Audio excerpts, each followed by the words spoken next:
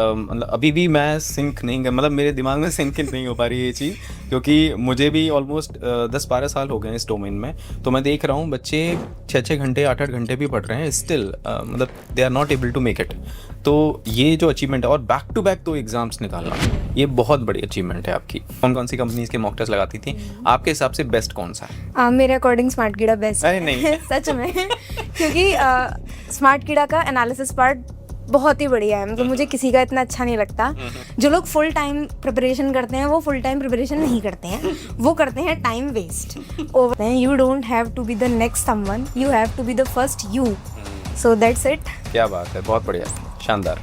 Quant, reasoning, English and GA. जी सबसे ज़्यादा मतलब अगर स्ट्रॉन्गेस्ट सब्जेक्ट था जो, वो कौन सा था आपका? I think reasoning. ठीक है, एंड वीकेस्ट जी अरे बाप रे, ऐसा कैसे हो सकता है? मैं ना फैक्ट्स याद रखने में बहुत। हेलो एवरीवन, मैं विपिन एक बार फिर आपके सामने, और आज एक बार वापस से हम जुड़ गए हैं स्मार्ट कीड़ा यूट्यूब चैनल पे एक बहुत ही शानदार कैंडिडेट के साथ, Prerna Mahaur. Hello everyone.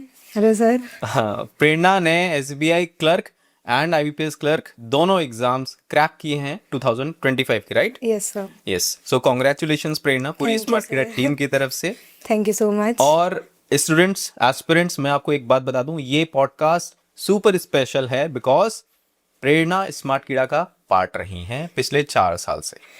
Yes, sir. So I was a part. I am a part actually. Yes, so Prerna, सबसे पहले मैं जानना चाहूंगा कि जब रिजल्ट आया, पहले एसबीआई क्लर्क का आया था या यूपीएस क्लर्क का? हाँ, पहले एसबीआई का आया था। एसबीआई का आया, तो 27th of Feb.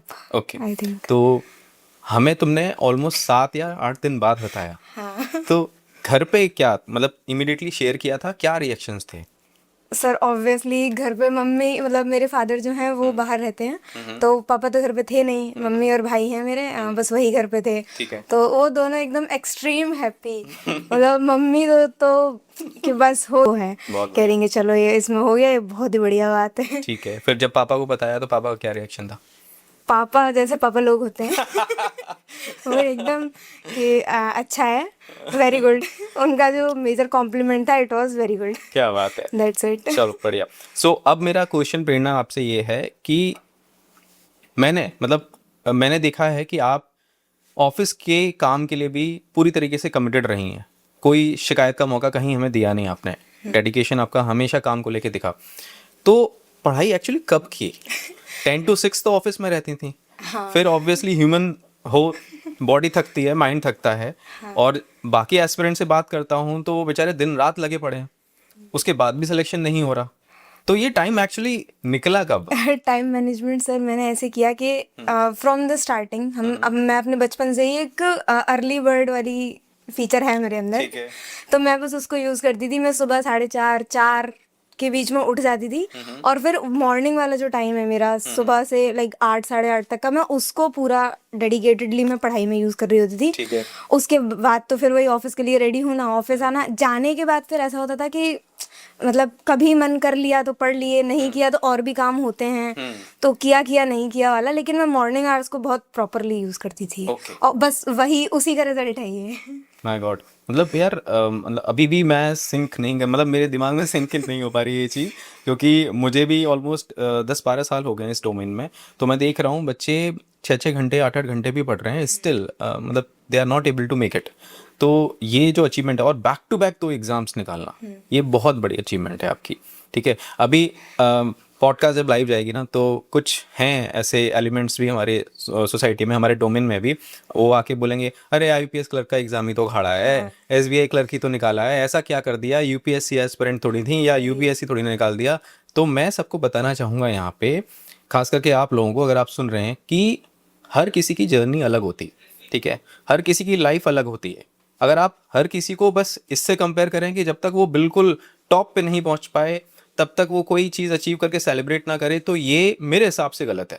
क्योंकि अभी मैं प्रेरणा की जर्नी पर जब आऊँगा ना, तो आपको बहुत सारी चीज़ें ऐसी पता चलेंगी कि इनके लिए नेक्स्ट टू इम्पॉसिबल था, जिस बैकग्राउंड से ये आती हैं। तो उसी पे मैं आता हूँ। आप मुझे बताओ प्रेरणा कि जब आपने स्मार्ट कीड़ा में स्टार्ट किया था, तो घर की फाइनेंशियल कंडीशन क्या थी? उस टाइम घर की फाइनेंशियल कंडीशंस बहुत ही ज़्यादा ख़राब थी। लाइक मेरे घर की फाइनेंशियल जो सिचुएशंस हैं वो ख़राब होना स्टार्ट हुई कोविड टाइम से। कोविड में सबके साथ ही हुआ था, जब सबका बंदी था। तो मेरे पापा एक प्राइवेट उसमें काम करते, पापा सुपरवाइज़र हैं सिविल साइट सेक्टर में। ठीक है। तो कोविड के टाइम सारी सिचुएशंस ख़राब होना स्टार्ट हुई। तो फिर मैंने 2020 मेरी जून 2020 में ग्रेजुएशन ख़त्म हुई थी, ठीक है। लेकिन कोविड चल रहा था तो हम कुछ कर नहीं सकते थे उस टाइम, एंड मैं कंप्लीट फ्रेशर ही थी तभी। तो फिर मैंने Feb 2021 like 6 to 8 months later मैंने एक स्कूल में टीचिंग करना स्टार्ट किया। ठीक है। तो लकीली मुझे वो स्कूल भी बहुत अच्छा मिला, और ठीक ठाक पे था वहाँ मेरा फ्रेशर्स के कंपैरिजन में। ठीक है। और टीचिंग मेरा अच्छा पार्ट भी रहा, तो मैंने वो अच्छे से किया।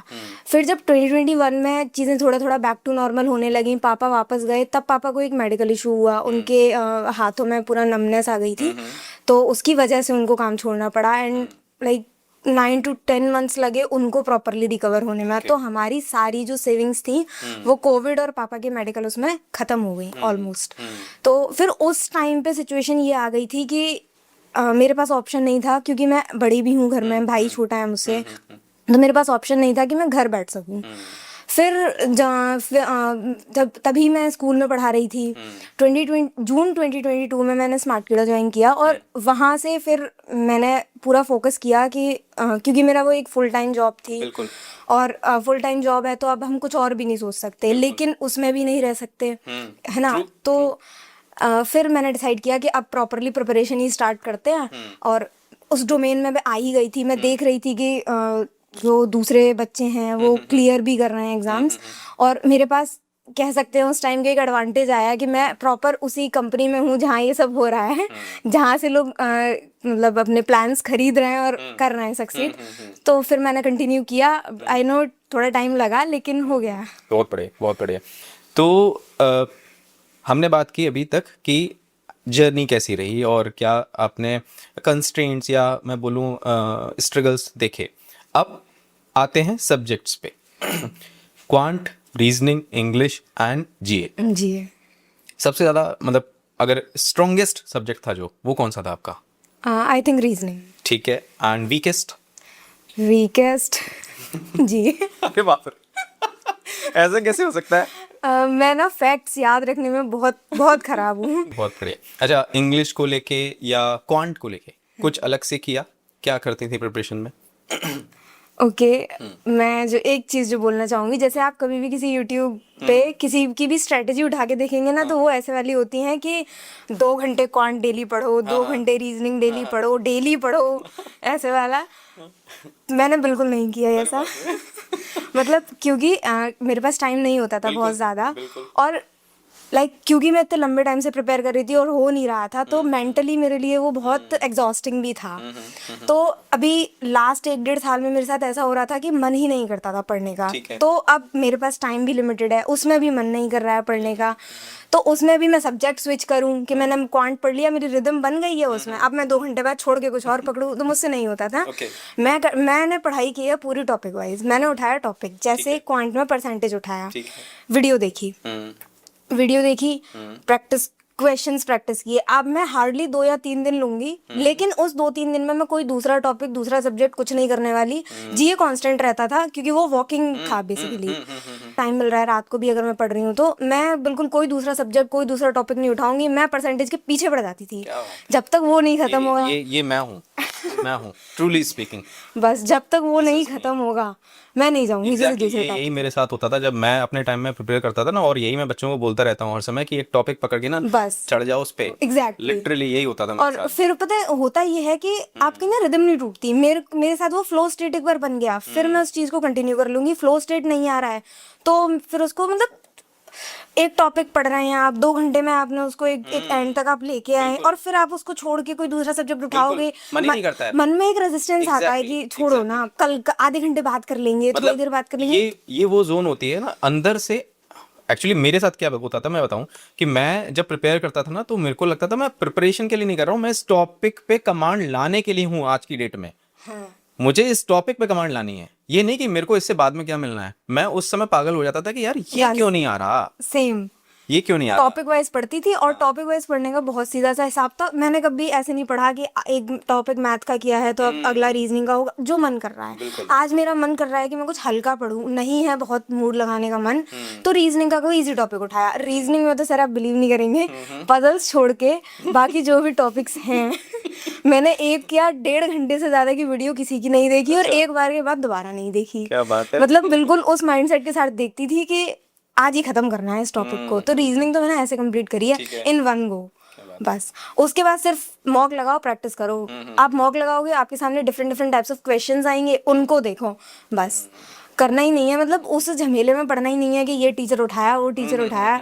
नहीं, टाइम नहीं था मेरे पास उतना। क्योंकि आज की डेट में ना ओवर इन्फॉर्मेशन, मतलब Exactly. इन्फॉर्मेशन का बॉम्बार्डमेंट है जो आप यूट्यूब उठाइए, हाँ, और एग्जैक्टली आप परेशान हो जाएंगे, इन्फॉर्मेशन नहीं खत्म होगी। सही तो बात है। अपने आप को लेके ही मत जाओ उस इन्फॉर्मेशन की दुनिया में। बहुत बढ़िया, बहुत बढ़िया। तो अभी आप मुझे बताओ कि मॉक टेस्ट, जैसे आपने बोला कि मॉक टेस्ट आप लगाती थी, तो मॉक टेस्ट जैसे अब सुबह का तो टाइम बताया कि पढ़ने में जाता था, तो मॉक टेस्ट का टाइम कम मिलता था, और मॉक टेस्ट की फ्रीक्वेंसी क्या होती थी, और एनालिसिस कितना करती थी? ओके, फ्रीक्वेंसी मेरी दूसरों के कंपैरिजन में थोड़ी कम थी, ठीक है, डेफिनेटली। ठीक है, लाइक understood। वीक में एक भी हो गया तो भी बड़ी बात ही थी मेरे लिए। ठीक है। तो बट हाँ, ऐसे करती थी मैं मॉक लगाती थी जनरली अर्ली आवर्स में, वही सुबह। ठीक है। तो जैसे जब मुझे लगा कि अब मेरा सिलेबस ठीक ठाक कंप्लीट हो गया है, तो मैं एक मॉक लगा लिया। ठीक है। एनालिसिस का ये रहता था कि मॉक के तुरंत बाद ही किया, और एनालिसिस में मेरा ये होता था कि बिल्कुल जो क्वेश्चन मेरे गलत हैं, सबसे पहले मैं उन पे करती थी कि भाई वहाँ मेरे नंबर कटे हैं, मैंने उनमें टाइम भी दिया है, फिर भी मेरे मार्क्स कट गए। तो पहले मेरा टारगेट वो रहता था कि वो मेरे सही होने चाहिए। तो वहाँ पहला वो, दूसरे वो जो मैंने अटेम्प्ट ही नहीं कर पाई। ठीक है। तो ऐसे करके मॉक मेरा ऐसे रहता था। मुझे याद है प्री क्लियर हुआ था तो मुझे मैसेज किया था कि सर मेरा मेंस इस डेट पे आने वाला है, मुझे लीव चाहिए होगी। तो जब पता चल गया कि प्री क्लियर हो गया, तो क्या मेंस के लिए कुछ फिर अलग किया या वही सेम रूटीन? अब मैं आपको बताऊंगी, आप बोलोगे क्या करती हो, तो बताओ। बताती हूँ। मुझे डेट से याद है, SBI क्लर्क का जो मेंस हुआ था वो हुआ था 21 नवंबर को, और IBPS क्लर्क का जो मेंस हुआ था वो हुआ था 29 नवंबर को, आई थिंक। 15 नवंबर को मेरी दादी एक्सपायर हुई थी। हाँ, बताया था आपने। है ना। 12 नवंबर को उनको हमने हॉस्पिटल में एडमिट किया था, और मैं, मेरी फैमिली, हम अपनी दादी की फैमिली से अलग रहते हैं, सिटी सेम है, अलग रहते हैं। तो 12 तारीख से ही मेरी मम्मी कंप्लीटली दादी के यहाँ थी, वो आई ही नहीं घर। 15 तारीख को जब दादी एक्सपायर हुई, सैटरडे था, मेरे पापा सिटी में नहीं थे। 16 को वो आए थे, तो मैं भी घर पे नहीं थी। तो अब आप देखिएगा, मैंने 12 तारीख से बिल्कुल पढ़ाई छोड़ी हुई है। 10 को शायद रिजल्ट आया था प्री का, मैं सिर्फ 11 को पढ़ ही पाई थी थोड़ा बहुत, 12 से मैं बिल्कुल नहीं पढ़ पाई। और मेंस के उस एक वीक में जिसमें सब पढ़ रहे होते हैं, मैं बिल्कुल नहीं पढ़ पाई थी, क्योंकि मैं ऑफिस जा रही थी प्रॉपर। 1-2 दिन की मैंने शायद छुट्टी की थी, मैंने ज़्यादा छुट्टी भी नहीं की थी। तो मैं ऑफिस जा रही थी प्रॉपर, और क्योंकि मैं घर पे थी और मम्मी घर पे नहीं थी, तो मैं घर के सारे काम कर रही थी, लाइक कुकिंग भी कर रही थी, बाकी क्लीनिंग एंड ऑल वो भी सब मैं ही कर रही थी। और ऑफिस तो था ही उतना अपना जितना होता है। और तो उस एक वीक में मैं बिल्कुल नहीं पढ़ी, वो क्योंकि वो दोनों एग्जाम्स बिल्कुल उन्हीं डेट्स में थे जो वो वाले 13 दिन होते हैं ना, लास्ट वाले, लास्ट राइट्स वाले। मैं उन्हीं 13 दिनों में वो सब हुए, वो दोनों एग्जाम्स, तो मैं बिल्कुल नहीं पढ़ पाई थी। बट लकीली हो गया। नहीं, लक नहीं होता है कुछ भी प्रेरणा। अगर जो भी एस्पिरेंट्स देख रहे हैं, जो स्टार्ट किया कि मुझे ये चीज़ करनी है, और जर्नी के दौरान आपने कई बार सेम चीज कर ली, है ना, तो यू आर ऑलरेडी प्रिपेयर्ड। फिर आप ये नहीं देखते हो कि अब मेंस आएगा तब हम स्टार्ट करेंगे। जीए आपका हो ही रहा था, जीए हो रहा था, और मैंने कभी ऐसे पढ़ा भी नहीं था कि मैं अभी सिर्फ पहले प्री क्लियर कर लूं। मैं स्टार्टिंग से मेंस के लिए प्रिपेयर थी। बिल्कुल बिल्कुल बिल्कुल। एग्जांपल ऐसे ले सकते हैं कि अगर कोई बॉक्सिंग, मतलब अगर कोई बॉक्सर है और वो अपनी लाइफ में मान लो 13 साल से 18 साल तक बॉक्सिंग रोज कर रहा है प्रैक्टिस, और 24वें साल पे अगर कभी जरूरत पड़ गई कि किसी के डिफेंस में उसको बॉक्सिंग यूज करनी हो, तो वो बॉक्सिंग कर लेगा। Exactly. उसको अलग से नहीं करना कि नहीं मैं वापस से प्रैक्टिस करता हूँ फिर मैं जाके लड़ाई लड़ूंगा, ऐसा नहीं होता। आप हमेशा रेडी रहते हैं। ठीक है। सोशल सेक्रीफाइस कितना किया? शादियाँ, फंक्शंस, घर पे जो न्योते आते हैं, पार्टीज, ये सब कितना सेक्रीफाइस किया, ठीक है। सोशल मीडिया कितना सेक्रीफाइस किया? सोशल मीडिया को बहुत ज़्यादा सेक्रीफाइस मैं नहीं कर पाई थी। अच्छा। रीज़न बीइंग, मैंने स्टार्टिंग में सारी चीज़ें सारा सब कुछ करने की कोशिश की है कि सोशल इंस्टा अनइंस्टॉल कर दिया, सब कर दिया, बट मैंने एक चीज़ नोटिस की है, अगर आपके कोर में कोई चीज़ नहीं है तो आप किसी भी डिस्ट्रैक्शन को हटा लीजिए, कोई फ़र्क नहीं पड़ेगा। क्या बात। और अगर आपके कोर में कुछ है कि आपको करना ही है तो कितने भी डिस्ट्रैक्शंस हो आप कर जाएंगे। बहुत बड़े। Simple as that. बहुत बड़े। तो अभी जैसे मैंने आपको बताया कि मैं पिछले 1-1.5 साल में बहुत फ्रस्ट्रेटेड रही हूँ, वो मेरा मतलब आप कह सकते हैं मेरी लाइफ का द वर्स्ट फेज रहा है ये वाला 1-1.5 साल। तो इस टाइम में मैंने बिल्कुल सोशल मीडिया को सेक्रीफाइस नहीं किया, मैंने सब कुछ यूज़ किया क्योंकि मुझे डिस्ट्रैक्शन चाहिए था। मैं इतना फ्रस्ट्रेट हो गई थी लाइक पढ़ के, और मतलब इनपुट्स दे रही हूँ, आउटपुट नहीं आ रहा है, उसकी वजह से मैं इतना फ्रस्ट्रेट हो गई थी, मतलब मेंटली मैं बहुत परेशान हो गई थी। छोटी छोटी चीज़ों में मुझे रोना आ जाता था, मम्मी कुछ कह दे, मेरा भाई कुछ कह दे, तो एकदम ऐसे पारा चढ़ता था मेरा सीधे। तो उस चीज़ को इग्नोर करने के लिए ना मेरे को सोशल मीडिया चाहिए ही था। ठीक है। और क्योंकि फ्रेंड्स हमारे वहीं कनेक्टेड होते हैं। तो मतलब ठीक है, इंस्टा जो आदत है लोगों की, वो बता रहा हूँ ना कि आपको पता नहीं होता स्विच ऑफ कहाँ करना है।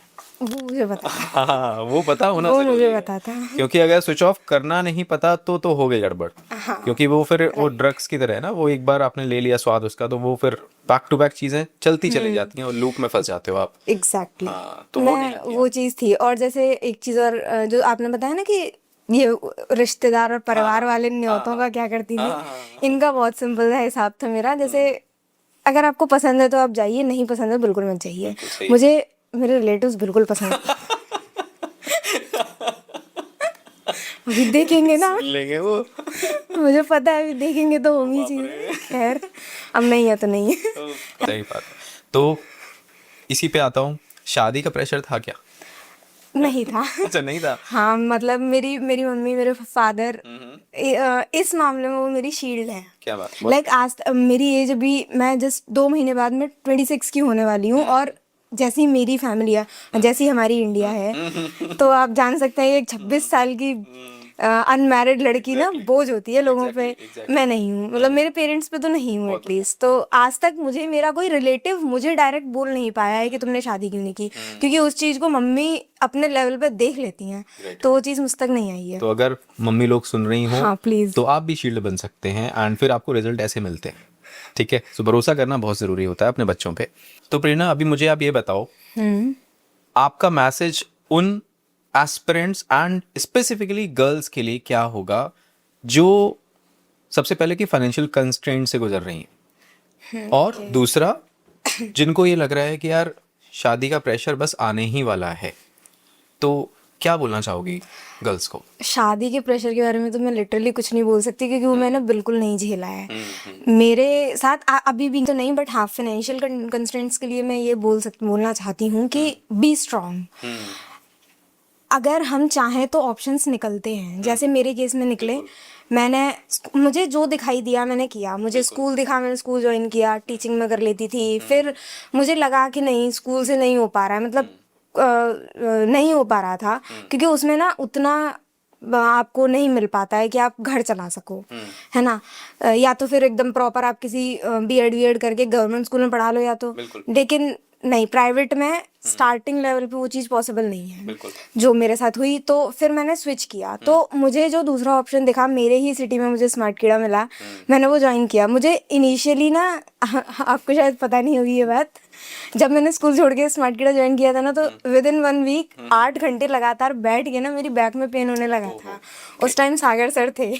एक दिन मैंने उनको कॉल करके बोला कि मैं कंटिन्यू नहीं करूँगी, क्योंकि मेरे साथ ये हो रहा है और मैं नहीं कर सकती।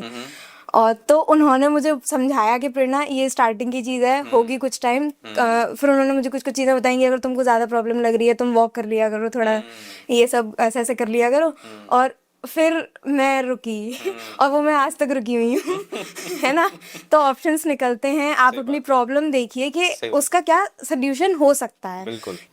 सो प्रेरणा, अभी आप मुझे ये बताओ कि मॉक टेस्ट, आप पता नहीं मुझे कि कौन सी कंपनीज के मॉक टेस्ट लगाती थी, आपके हिसाब से बेस्ट कौन सा है? मेरे अकॉर्डिंग स्मार्ट कीड़ा बेस्ट अरे है। नहीं। सच में, क्योंकि स्मार्ट कीड़ा का एनालिसिस पार्ट बहुत ही बढ़िया है, मतलब मुझे किसी का इतना अच्छा नहीं लगता। और क्वेश्चंस की variety, specially in quant, questions की वैरायटी बहुत अच्छी है। और जो एनालिसिस पार्ट है वो तो एकदम चुम्बेश्वरी मज़ा ही आ जाता है मतलब। बहुत बढ़िया, बहुत बढ़िया। प्रेरणा, आप मुझे बताइए, करंट अफेयर्स या अगर कहूँ जीए, इसके लिए आपके पास एस्पिरेंट्स को बताने के लिए क्या स्ट्रेटेजी? Reading, okay. कुछ मत याद करिए, बस रिवाइज करिए, रीड करिए। जैसे मैं करती थी सीए मॉक ड्रिल की पीडीएफ, बहुत छोटी पीडीएफ है वो, जस्ट 20 न्यूज़ पर डे, जिसमें से कि 5 मिसलेनियस होती हैं, तो सिर्फ 15 ही न्यूज़ बच रही हैं आपके पास। उनको उठाइए, एक बार पैराग्राफ पढ़िए, स्मार्ट पॉइंट्स पढ़िए, बस। कितना देर लगेगी 15 न्यूज़ पढ़ने में? कुछ दिन बाद उसको स्मार्ट पॉइंट्स को रिवाइज कर लीजिए। वीकली टेस्ट होते हैं स्मार्ट कीड़ा के, तो आप उन वीकली टेस्ट के टाइम पे जो वीकली पीडीएफ आ रही है, एक बार वीकली पीडीएफ में से सिर्फ स्मार्ट पॉइंट्स रिवाइज करिए। The more you can revise the best. Okay. अच्छा प्रेरणा, आप मुझे बताइए कि करंट अफेयर्स या जनरल अवेयरनेस, इसके लिए आपकी राय में मतलब क्या स्ट्रेटेजी होनी चाहिए एस्पिरेंट्स को बताने के लिए? ओके, स्ट्रेटजी एज पर मी जो मैं करती थी वो ये था कि मैं स्मार्ट कीड़ा की जो करंट अफेयर्स वाली पीडीएफ होती है उसको डेली बेसिस पे रीड करती थी। ठीक है। तो डेली बेसिस पे 15 न्यूज़ रीड करना is not a big deal. और क्योंकि मैं तो वॉक करते करते कर रही थी तो मेरे लिए तो और भी आसान था, है ना। तो आप पहले न्यूज़ पढ़िए, स्मार्ट पॉइंट्स पढ़िए।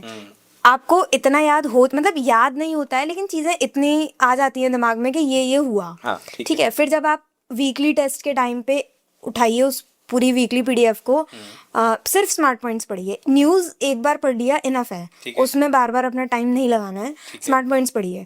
तो जब आप वीकली टेस्ट के टाइम पे उस स्मार्ट पॉइंट को रिवाइज करेंगे तो उस रिवीजन से आपको ना सारी चीज़ें याद आएंगी कि अरे हाँ ये पढ़ा था, बस यही इंपॉर्टेंट है। सेम आप मंथली के साथ करिए और सेम आप टेस्ट में करिए। डेली आपने पहले पीडीएफ पढ़ी, स्मार्ट पॉइंट्स पढ़े, डेली कुछ 10-15 मिनट के गैप के, मिनिमम गैप के बाद उस टेस्ट को लगाइए। ठीक है। आप देखिए कि आपने कौन सी न्यूज़ मिस कर दी। जनरली आप डेली टेस्ट में नहीं करेंगे मिस, ठीक है। वीकली टेस्ट में ना फिर आप देखेंगे कि आप कुछ न्यूज़ मिस कर जाएंगे, कुछ गलत हो जाएंगी, कुछ आप कर नहीं पाएंगे, उनको रिवाइज करिए। So revision is the only factor. बिल्कुल ठीक है। Revision is the key factor. बिल्कुल बिल्कुल। अच्छा, वीडियो कोर्स के लिए जाना चाहिए जीए के लिए? एज पर मी, अगर आपके पास टाइम है तो आप जा सकते हैं। मेरे पास क्योंकि टाइम नहीं था तो मैं नहीं देख पाती थी वीडियो कोर्स। अच्छा प्रेरणा, आप मुझे बताइए कि जॉब में रहते हुए प्रिपरेशन करना कितना मुश्किल था आपके लिए? मुश्किल थोड़ा था, लेकिन आई थिंक यही मेरा बेस्ट फैक्टर भी रहा है, क्योंकि जो लोग फुल टाइम प्रिपरेशन करते हैं वो फुल टाइम प्रिपरेशन नहीं करते हैं, वो करते हैं टाइम वेस्ट ओवर थिंकिंग में, कभी सोशल मीडिया में, बिल्कुल। है ना। तो क्योंकि मेरे पास टाइम ही नहीं था टाइम वेस्ट करने के लिए, तो मेरे लिए वो चीज़ थोड़ी सी आसान थी। क्या बात है। बहुत लिमिटेड टाइम था तो मुझे पता था कि पढ़ना ही है, तो मैं पढ़ती ही थी। प्रेरणा, अभी जैसे हमने बात की आपके फाइनेंशियल जो कंडीशन थी जब आपने स्मार्ट कीड़ा ज्वाइन किया था उससे पहले, तो अभी कैसा लग रहा है आपको? लग रहा है कि अब फाइनली सक्सेसफुल हुई आप? ओके सर, ये आप डिसाइड कीजिएगा। मैं आपको सिर्फ टर्म्स बताती हूँ। लाइक मैं एक ऐसे बैकग्राउंड से आती हूँ जहाँ पे एक प्राइवेट जॉब में 18,000 रुपये की सैलरी अगर किसी लड़के की हो जाए ना, तो उसको सक्सेसफुल मान के उसकी शादी कर देते हैं कि अब तो लड़का सेटल्ड है। तो उसके अकॉर्डिंग आप देख लीजिए कि मैं हूँ या नहीं। बहुत बढ़िया, बहुत बढ़िया। आप बिल्कुल सक्सेसफुल है। प्रेरणा, एक लास्ट क्वेश्चन मेरा, इस पूरी पॉडकास्ट को आप कैसे सम अप करोगे? दूसरों की सुनने की कोई ज़रूरत नहीं है। आप वो करिए जो आप करना चाहते हैं। You don't have to be the next someone, you have to be the first you. So that's it. क्या बात है, बहुत बढ़िया। सो प्रेरणा, इसी के साथ इस पॉडकास्ट को एंड करूंगा और मैं एक बार वापस से एस्पिरेंट्स को बोलना चाहूँगा कि आप प्रेरणा की जर्नी से सीख सकते हैं कि अगर आपके अंदर पैशन है, अगर आपके अंदर जुनून है, तो अल्टीमेटली सक्सेस आपको ही मिलेगी। बस वेट करिए और पेशेंटली अपने ऊपर मेहनत करते रहिए। All the best.